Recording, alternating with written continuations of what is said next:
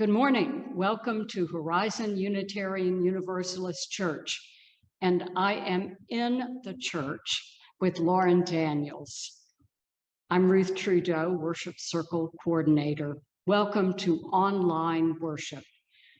Horizon's mission is to welcome radically, love boldly, grow spiritually, and serve courageously.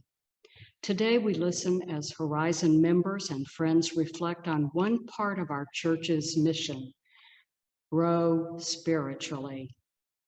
I hope you'll join us today at 11:30 for our virtual coffee hour. The link for the coffee hour can be found on our homepage at www.horizonuu.org. Here's this week's one thing you can do. And thanks to our Green Sanctuary Committee for suggesting not one, but 3 things to do. First, purchase and use bamboo paper products. Secondly, reduce the number of paper towels used by using more cloth towels. And finally, run your air conditioner at 80 degrees in the summer. Fans can make 80 degrees bearable if it's humid. And once again, I'm Lauren Daniel, Horizon's Director of Lifespan Religious Education, and I also welcome you to worship today. Today's worship is presented by 8 of our spiritual leaders here at Horizon. I want to thank them for their creativity and their hard work putting this worship service together. They also wanted me to convey a message.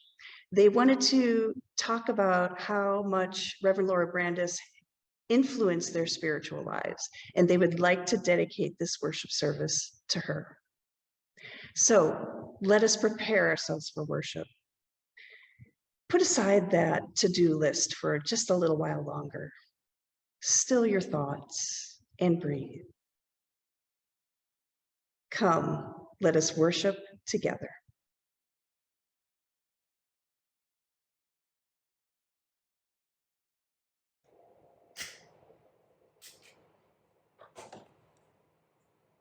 Unitarian Universalists do not drink from our chalice. Instead, we use it to hold the flame. The circle of the chalice helps keep the fire small. The flame does not blind us, and it does not burn us. Rather, it gives us light so we can see all the different things in the universe, even the invisible.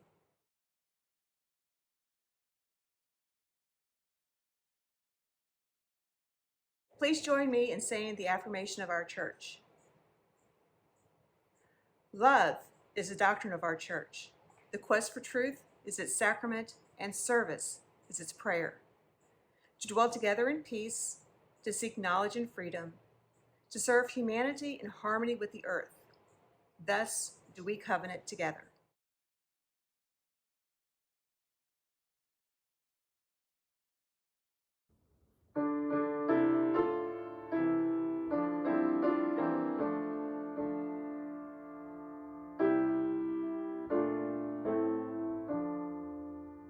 May I be filled with loving kindness.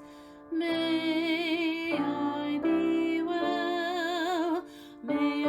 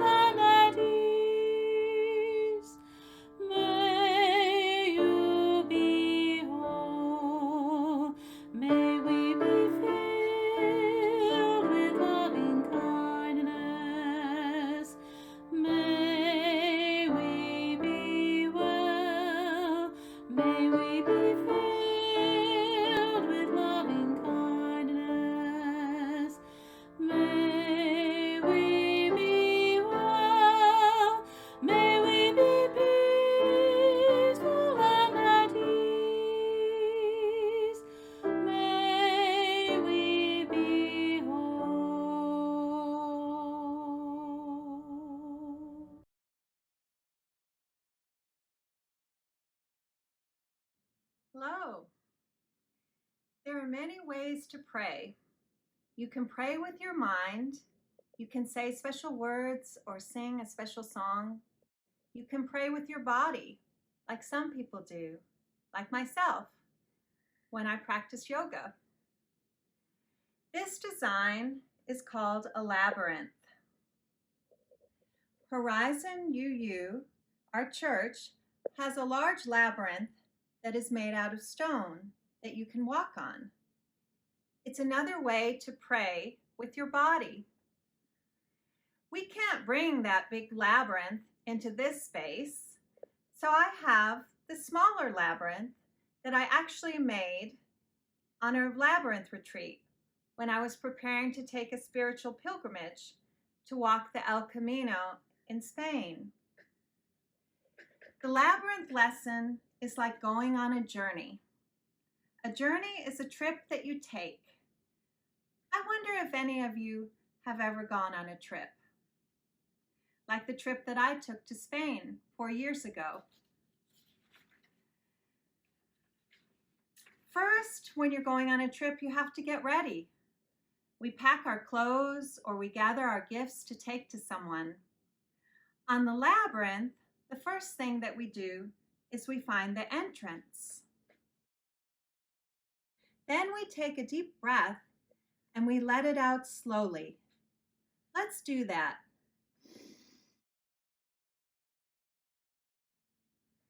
Now we are ready to begin the journey.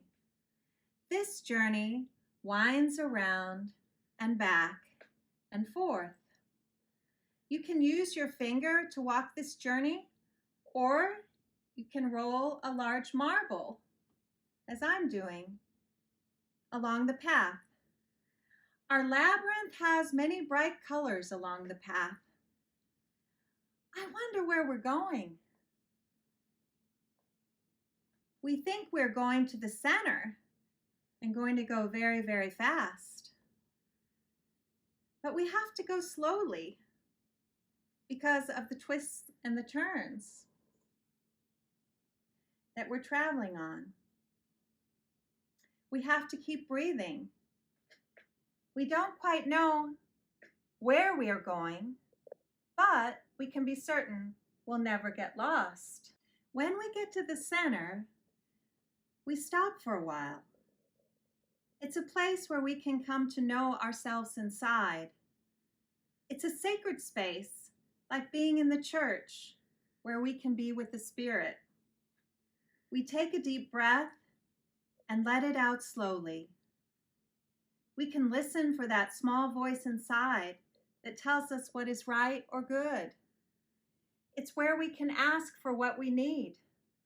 It is where we can be with the Spirit of love and mystery.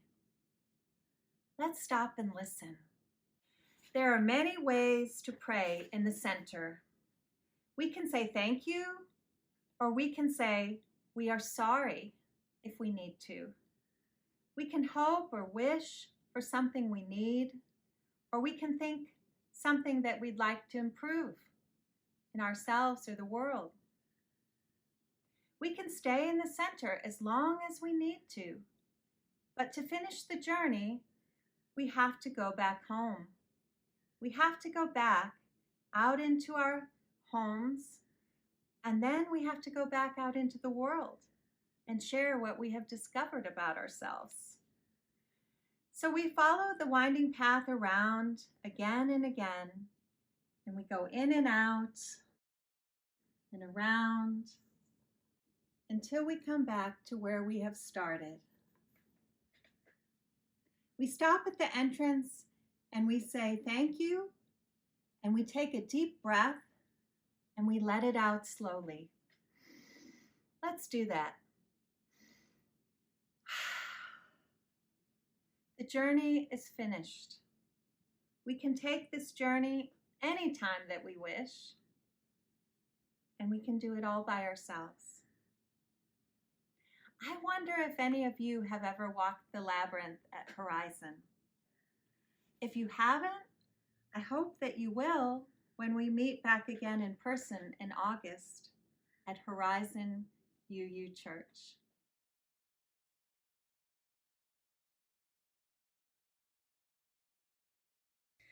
I find giving a very powerful spiritual practice. It's a way for me to embody my values in the world and to create or attempt to create the future that I want to live in and that I want to leave to my descendants. And so when I do giving, I try to be discerning and give to organizations who are truly working for collective liberation. And in that vein, I am just so thrilled that our July 2021 Share the Plate organization is Metrocrest Services, an organization that Horizon has partnered with for many years. Metrocrest's mission is to provide programs that lead to self-sufficiency and that foster independence for families, individuals, and seniors in Carrollton and also Addison, Coppell, Farmers Branch, all over Dallas County and Denton County. And so please give generously to Metrocrest Services at worldwideweb.metrocrestservices.org. And while you're online, don't forget, you may also donate to Horizon Online at worldwideweb.horizonuu.org. And your continued gifts have really sustained the work, the ministry, and the mission of our congregation. And I'm so thankful for that support. The offering will now be given and received.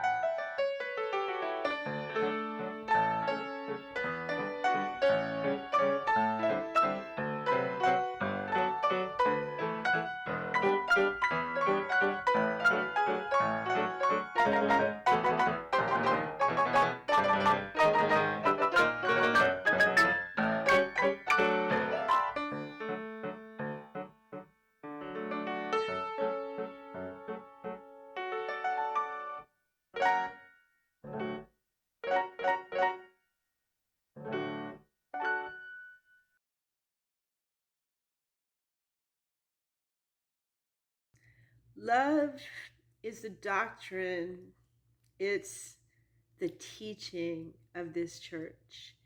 And with this principle in mind, we are present with one another through our joys, our sorrows, and especially in the ways these little things tend to arrive all at once in one tangled blessing called life. We are also present to the joys and sorrows of the world, knowing how connected we are with all of creation. And so this morning, we join in celebration with Becky Smith, Horizon's lead child care worker, who's home from the hospital and on the road to recovery from a recent illness. And Becky sure would enjoy cards and well wishes, which you can mail to the church or email to her at childcare@horizonuu.org. And at the same time, our hearts go out to Liz Bebo, a member whose mother died recently. And we're thinking about her in love. Horizon also sends our deepest condolences to the family of Reverend Laura Brandis on the passing of James White. We're holding Reverend Laura and her daughter Sarah White in our hearts upon this most recent loss in their family. And our own congregation is right now in a bittersweet in-between moment as we say goodbye to a settled minister and welcome an interim minister. And we hold this too in our hearts. And while it's a joy to celebrate the Independence Day holiday this weekend, we also must acknowledge the checkered and complicated history of the United States. For most of us, our ancestors occupied lands which already belonged to, were being carefully stewarded by indigenous peoples. And in that spirit, I'd like to acknowledge that Horizon sits on lands which were once shared by the Wichita, the Kickapoo, Tawakoni, and Humanos peoples. Source: worldwideweb.native-land.ca. And so, beyond those we have named aloud, let us also honor those joys and sorrows that remain unspoken, yet live in the silence of our hearts. The stories of heartache and hope, of beauty and loss. For all those places that need forgiveness, may forgiveness be given and also received. For the divisions in our nation, in our families, and in our lives, may we be restored to a new wholeness. And for the many blessings of our lives, may our hearts be overcome with gratitude. As I light this candle,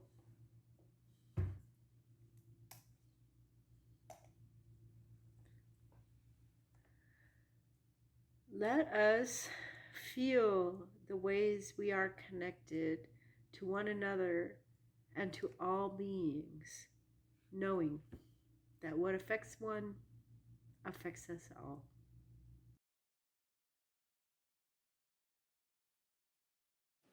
Please join me in the spirit of meditation. Breathe with me. I would like to guide you through the loving kindness meditation. So if you would please get comfortable, close your eyes, and try to think of someone that you love. This should be a person who just thinking of brings a smile to your face. Think of that person in your head. See them, wish them well,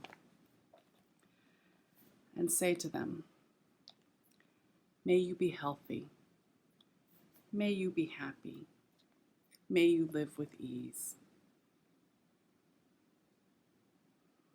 Now think of someone neutral. Think of someone you don't know so well, someone you see occasionally, maybe don't even know their name. Think of this person's face in your mind and say to them, may you be healthy. May you be happy. May you live with ease. Now move on to someone who's a little more challenging, someone you have a little bit of a hard time with. Their face might make you feel a little bit uncomfortable. Still keep that breath, that easing breath, and wish for that person. May you be happy. May you be healthy. May you live with ease. And with this loving kindness meditation, now turn it towards yourself. Maybe put your hands on your own heart and say, may I be healthy. May I be happy. May I live with ease. Let's now take a moment of silence to let that loving kindness sink in.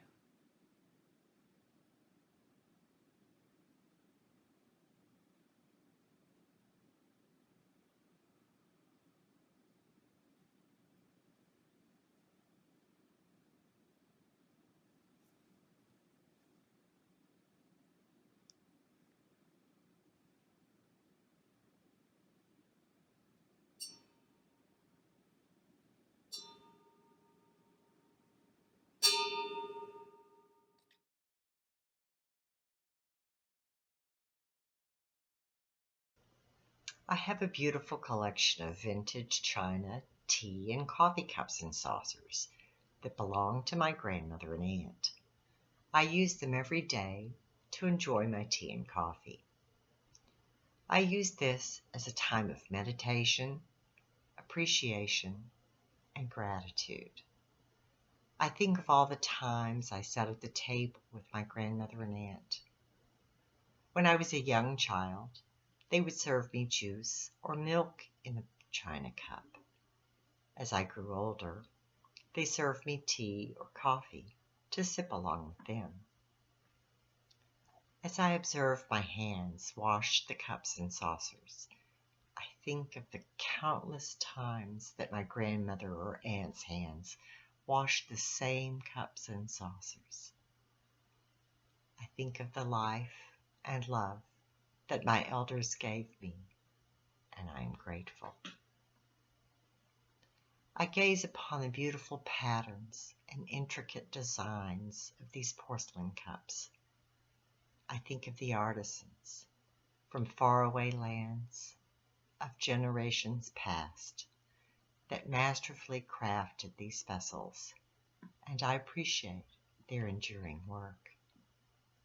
As I savor my tea and coffee, I allow my senses to be mindful of the aroma and taste. I meditate on the hands that planted the seeds into the earth, the sun and the rain that helped them grow, the hands that harvested and prepared the tea leaves and coffee beans that I now consume. I feel connected to the past, the present, the earth, and humanity as I enjoy my drink.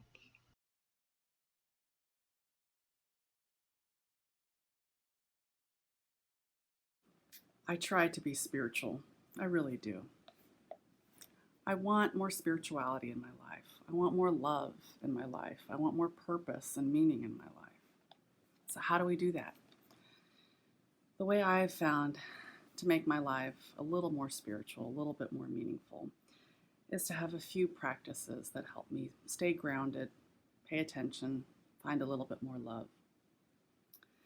One of the things I like to do in the morning when I first wake up is I try to read from one of those little books that has one of those daily meditations. You read for the day and it has a quote and I'll read through that and I'll journal about that quote, some of the words that stood out to me.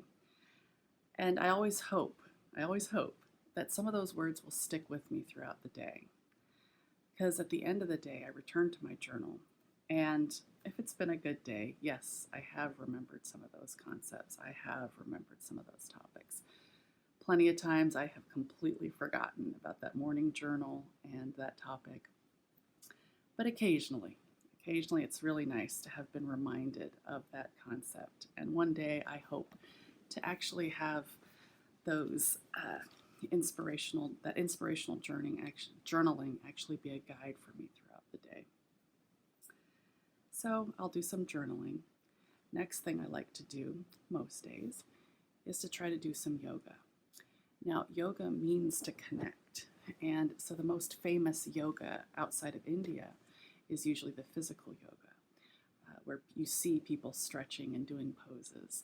And yes, that is an important part of yoga. But yoga is about connecting to the divine in the universe within yourself. And so the physical part of it is to get your mind ready, to get your body and mind ready for the deeper connection. And so yoga is supposed to lead to meditation. So I will do my yoga and then I will try to meditate. And I'll try to spend a few minutes doing the loving kindness meditation, trying to focus on my breath, trying to focus maybe on some positive intentions for the day. Sometimes my meditation is just what I need it to be, some quiet, some breathing. And so do a little journaling, do some yoga, do some meditation. As for other things that I try to do, I luckily live near a church that has a labyrinth. Now, actually, it isn't Horizon. Horizon's a little further away, but I live near the Holy Covenant United Methodist Church, and they have a labyrinth. And not every morning, but I try to at least once a week go through the labyrinth. And the labyrinth sometimes will be another loving kindness meditation. Sometimes it'll just be, may I walk peacefully upon the earth. Another labyrinth meditation I really like, though, is especially when I'm having a real difficult time. If I'm having a rough day or a rough week, I'll go into the labyrinth with all my negativity. And my entering the labyrinth is all about just beating myself up and I'm not good enough and all these horrible things. And then I get to the middle of the labyrinth and I undo all of those negativity, all those negative things. And I come out of the labyrinth with positives. And I tell myself only good things. You are good enough. You're more than good enough. You are awesome. So I come out of the labyrinth feeling so powerful and so ready for my day.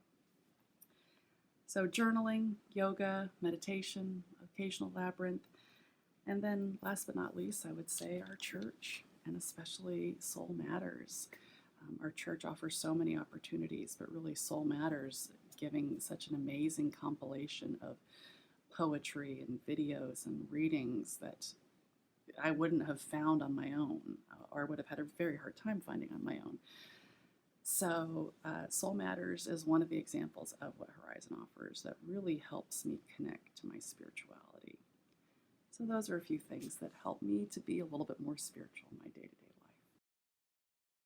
For many people, when you talk about spiritual practices, their reaction is, I don't have time for that. I barely have time for everything that I'm already doing. Well, I'm here to provide a opinion from author Eric Walter Wickstrom, who wrote an essay called Playing with My Dolls in a wonderful book called Faithful Practices. And Wickstrom considers action figures, playing with action figures, as his spiritual practice. He poses the action figures in elaborate tableaus and takes pictures of them and then shares them with people. And he names 7 characteristics of spiritual practices that this hobby feeds into. First it requires commitment. Second, it requires regularity. So he's constantly going back to his figures and changing up the tableaus.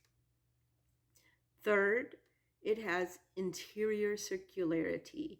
And by this, he means that different aspects of the practice feed one another. And so Batman, is a strong guy, so he needs a gym. And so, of course, you have to go out and get the bench and get the dumbbells and get nunchucks for his gym. And he might need, since he's built, he might need a closet for his suits because he gets to go out because he's built really good. It's interiorly circular.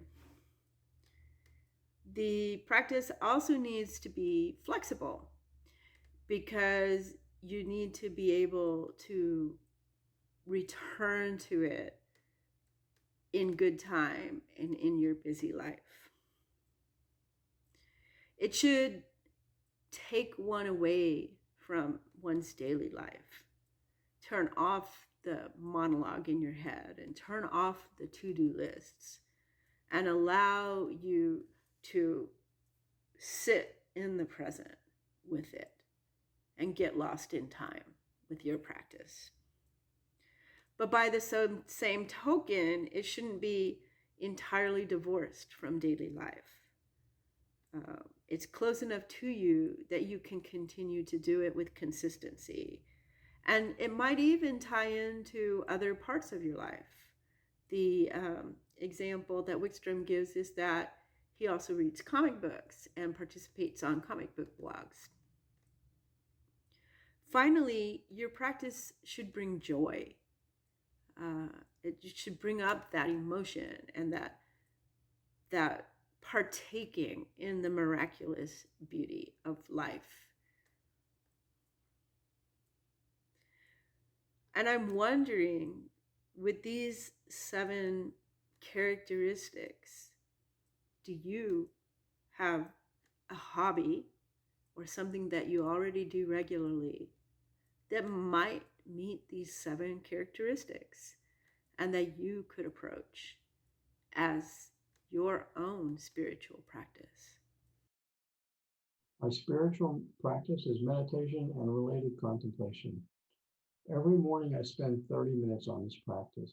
It involves 2 phases, mindfulness meditation and contemplation of the results. Mindfulness meditation involves slow, deep breathing through the nose while following the breath with your attention, using it to focus to get in touch with the physical body. Breathing in slowly and deeply, I feel the breath and how it impacts my heart, my lungs, my belly. I am looking for attention, a racing heart, or difficulty breathing, for instance. By the end of the 15-minute period, my heart has slowed to a resting rate. My breathing rate has slowed and my belly has softened, indicating reduced tension. And also, usually my blood pressure is down about 10 points. While continuing the slow, deep breath, I turn my attention to my mind to focus to see what is happening there. What are my senses telling me? Am I cold or hot or sleepy? What do I smell or taste? How does my body feel as it touches the couch while I'm sitting? Then I ask, what are my emotions telling me? Am I nervous or excited about something, or sad or happy, or excited about something that has happened or will happen? Then I ask, what are my thoughts? Is it a song that I've heard recently, a problem that I'm anticipating, or a recent frustration? Am I concerned about an upcoming event or an interaction? Or is it a larger concern, such as climate change, the stock market, elections, or politics? I recognize that all of these are temporary thoughts, so let them come and go as they will. Then I contemplate the remaining thoughts. How do I address them? What do I know versus what do I fear? What am I expecting? I reset my concerns and fears if possible to the actual level of risk and likelihood of occurrence. I ask, are my thoughts based on reality or my worst fears? Can I adjust them, drop them? Do they help me? What is the realistic or factual view?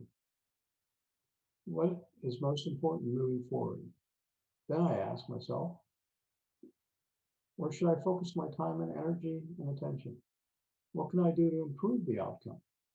How can I reset my expectations and level of concern to what I really know, not what I think? Thank you and have a good day. I was asked to share what my spiritual practices are. I have come to see that's a wonderful question for me. I think of spiritual practices as regulated, daily, consistent rituals, perhaps. I meditate every day. I do yoga every day. My sister-in-law visited recently, and every morning she did yoga.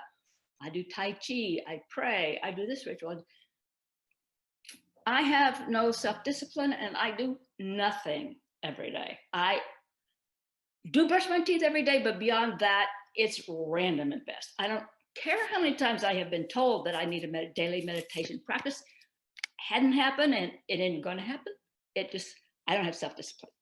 Same with exercise, etc. But I do view myself as a very spiritual person. And so what does that mean? What's my spiritual practice? I heard an interview on YouTube, Oprah Winfrey interviewing Thich Nhat Hanh, the Vietnamese monk, Buddhist monk, pacifist teacher.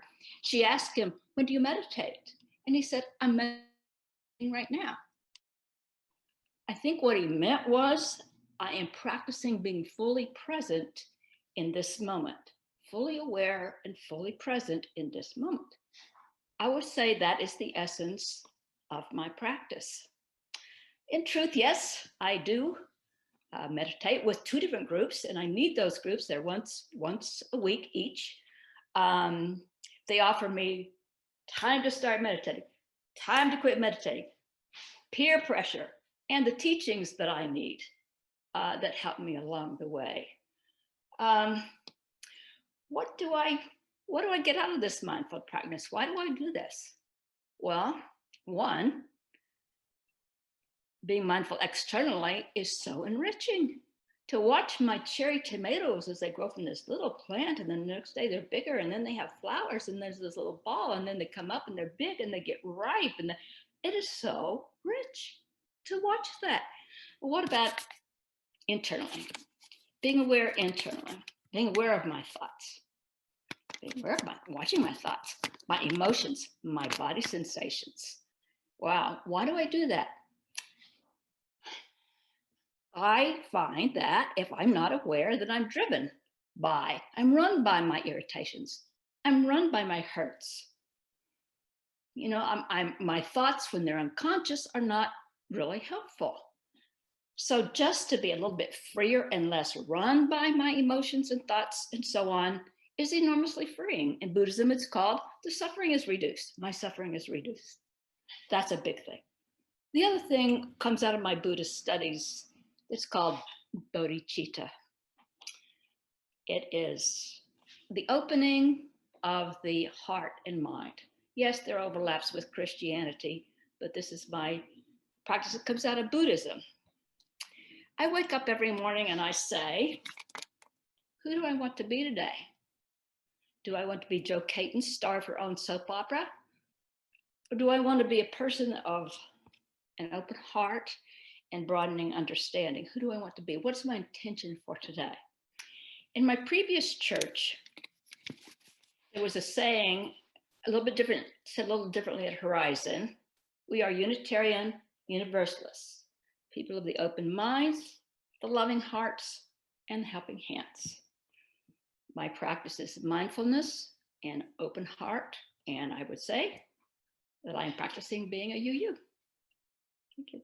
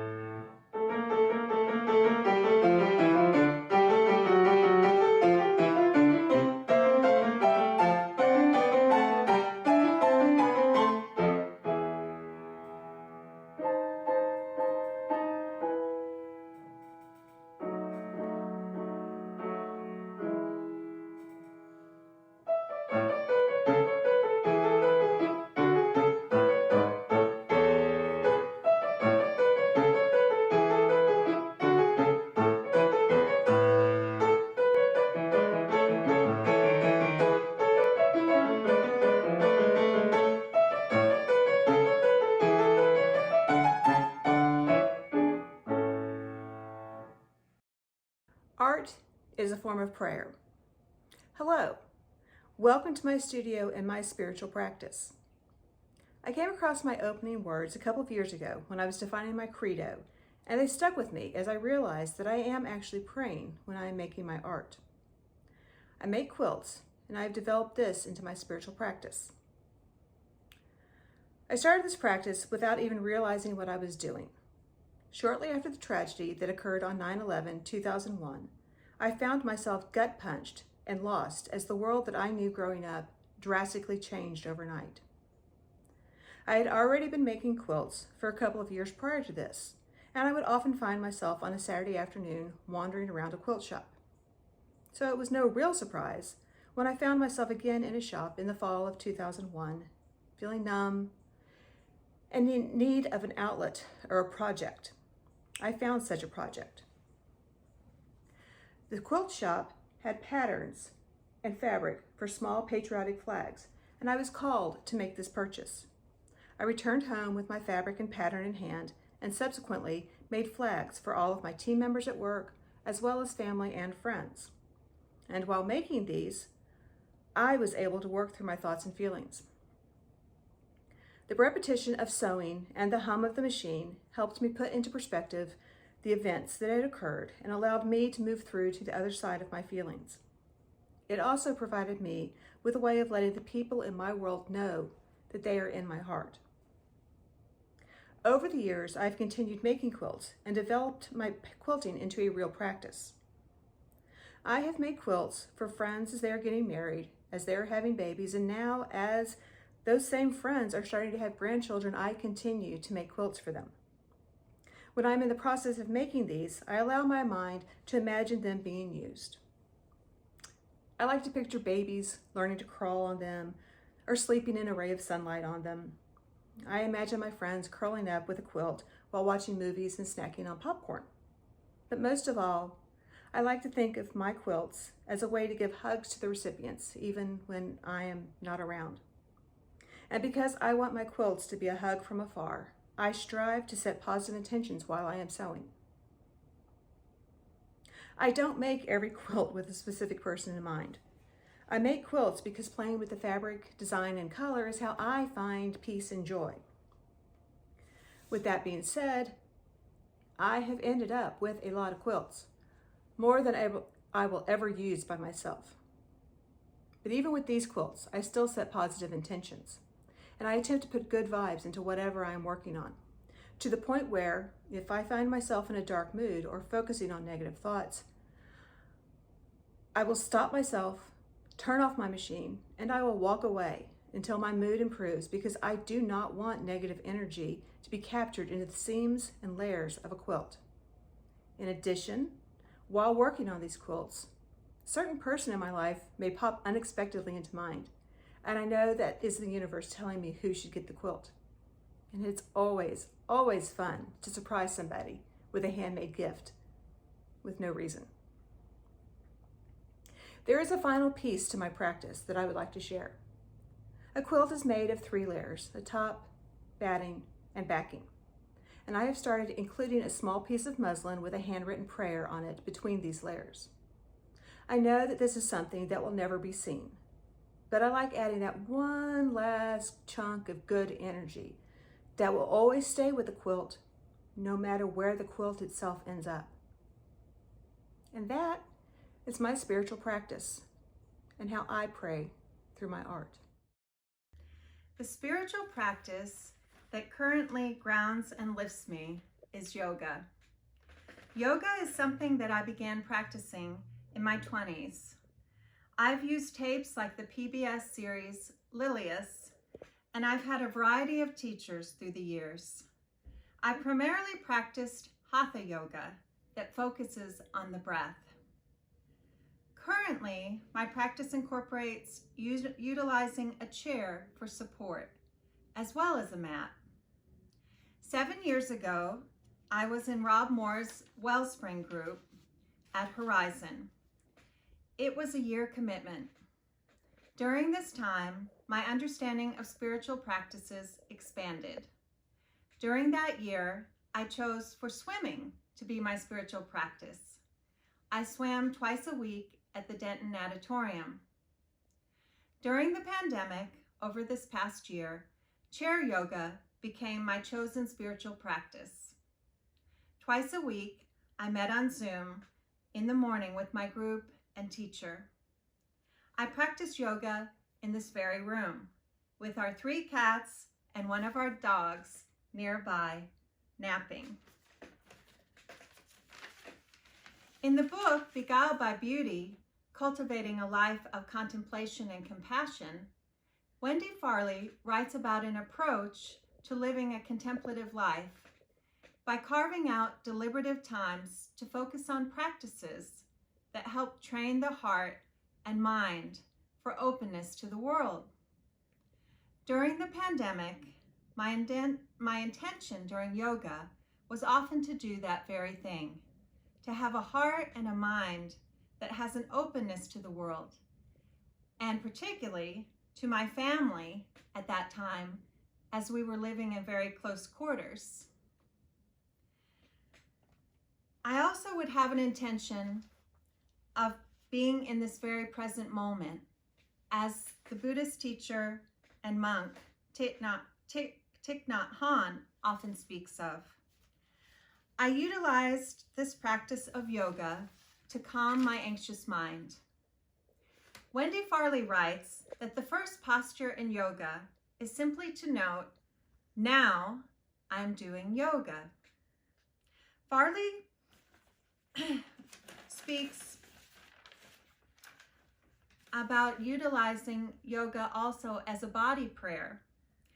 During the pandemic, my body and mind were often scattered and anxious. Yoga was what helped to quiet my mind, particularly my monkey mind that had so much anxiety, and be able to relax and to be at peace. In seeing yoga as a form of prayer, as Wendy Farley does, we reflect that our bodies are always available as a method of prayer. Compassionately praying with pain, gratefully savoring the sensuous joys of things like food or a hot bath, delighting in the way our body feels as we exercise or we walk in the woods, are all forms of prayer. Recently, I've returned to meeting with my yoga teacher and group in person. We meet on Monday afternoons. This spiritual practice continues to be what grounds and lifts me. Just last week, I completed the last page of the small journal I use each morning to write things for which I'm grateful. Before I began writing in the new journal, I took some time to read through the entries from December 30th, 2020, until Friday, June 25th, 2021. Those entries have reflected gratefulness for my very small family, especially for my daughter, for my dog Stella, for the food I eat, perhaps that's because I usually write while I'm eating breakfast, and for the many comforts of my life. Being grateful for my friends, especially my Horizon friends, is another frequent theme of this journal. Do I have any rules for my journaling? And more importantly, why do I keep this daily spiritual practice anyway? What does it mean to me? When I recently began living alone for the first time in my life, I tried to find the positives in that situation. I decided that one of my mottos would be, there are no rules. This means I go to bed when I want, I eat when I want and what I want, I plan the activities I want, and so forth. The same is true about my journaling. There are, well, few rules. Being a somewhat left-brained person, there are a couple of rules. One of that is that I write something most mornings in the same small book, and the structure of the date is always the same for each day's entry. Mostly, I write about my gratefulness, though I often add some detail about why I'm grateful. Sometimes I just write about what's on my heart, especially when I feel sad or lonely. Recently, I've begun to recognize that the things I'm grateful for often reflect my white privilege. That was a sobering realization, and it has pushed me further into finding ways to become involved in social justice work. This simple spiritual practice of taking note of the many things I have to be grateful for every morning helps me begin my day in a positive and reflective way. It helps center me. It also helps me know that I want to give of myself. It pulls me from my tendency to be selfish and causes me to look for ways I can use my time and my skills to reach out to my friends, my church, and my community in baby steps ways to help make the world a better place.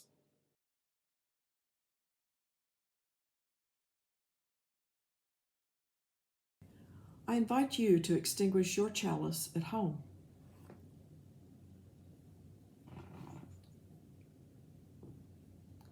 As we begin a new week, let us remember our commitment to Horizon's mission: to welcome radically, love boldly, grow spiritually, and serve courageously. And we work towards our vision. We envision a beloved community filled with compassion, helping all to thrive in a just world. Let us carry these words in our hearts until we are together again.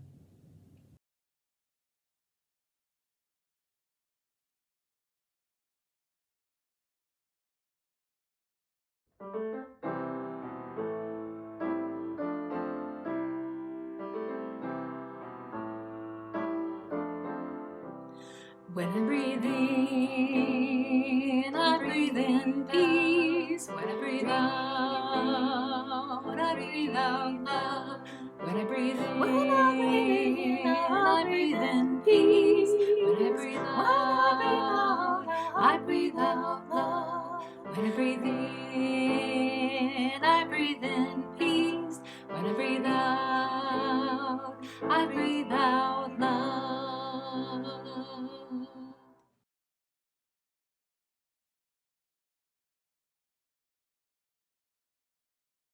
French author Pierre Teilhard de Chardin reminds us we are not human beings having a spiritual experience. We are spiritual beings having a human experience. I hope you were inspired by our worship leaders today. As you go out into the world, may you continue to grow spiritually, and may you find joy and peace in the intentional rituals and actions you practice to deepen your spiritual life every day. May it be so, and amen. Go in peace.